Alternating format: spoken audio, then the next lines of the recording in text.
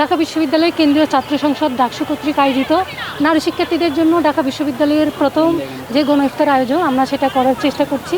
আজকের আয়োজনে আমাদের 1200 জন শিক্ষার্থী উপস্থিত থাকবে বলে আমরা আশা করছি। আমাদের প্রস্তুতি 1500 শিক্ষার্থীদের জন্য করা হয়েছে, কিন্তু আমাদের রেজিস্ট্রেশন করেছে তার তুলনায় অনেক বেশি। আমাদের ম্যানেজমেন্ট এবং ফান্ড ইস্যুর কারণে আমরা সবাইকে একসাথে ডাকতে পারিনি।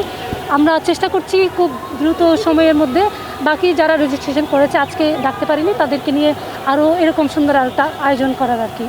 ফান্ড নেই, যেটুকু ফান্ড আছে আসলে ওটা আমাদের যে সম্পাদকীয় পদ, আমার common room, reading room, cafeteria সম্পাদক। আমি যদি 1 লাখ টাকার একটা কাজ করতে চাই, আমার একটা কমন রুম সংস্কারে এর চেয়ে বেশি চলে আসে। তো আমি অলরেডি বেশ কিছু কমন রুম সংস্কার করছি। আমাদের আসলে ডাকসুর ফান্ড থেকে এরকম আয়োজন করছি।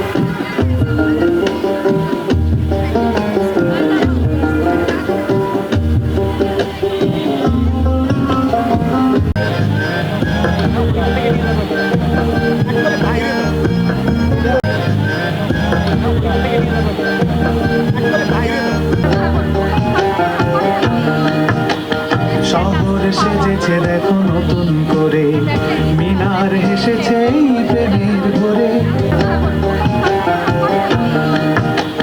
শহর সেজেছে দেখো নতুন করে, মিনার হেসেছে এই প্রেমের ভরে। শহর সেজেছে দেখো। হাদিসে আসছে, আপনারা সবাই প্রত্যেকে জানেন, এটা রাসূল ইসলাম মিম্বারে বসেছিলেন, 3 বার আমিন বললেন।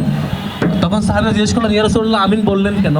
তার মধ্যে একটা ব্যাখ্যা ছিল এরকম যে জিবরাইল ইসলাম এসে দোয়া করছেন যে যারা রমজান পেল কিন্তু আল্লাহর কাছে ক্ষমা নিশ্চিত করতে পারলো না, তার জন্য ধ্বংস।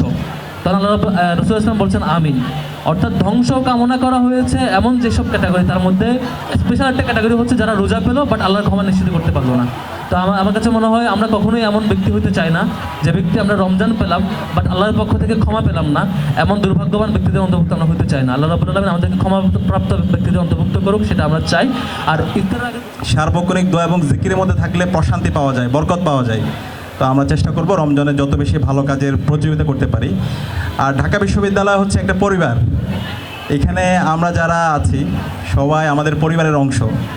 তো আমার কাছে ইচ্ছে হয়, আমি যদি আল্লাহ তাআলা যদি আমাকে অনেক টাকা পয়সা দিত, তাহলে আমি আমার বোনদের প্রত্যেকের হলে যদি প্রতিদিন সেহরি এবং ইফতারের ব্যবস্থা করতে পারতাম, তাহলে আমার জীবনটা অনেক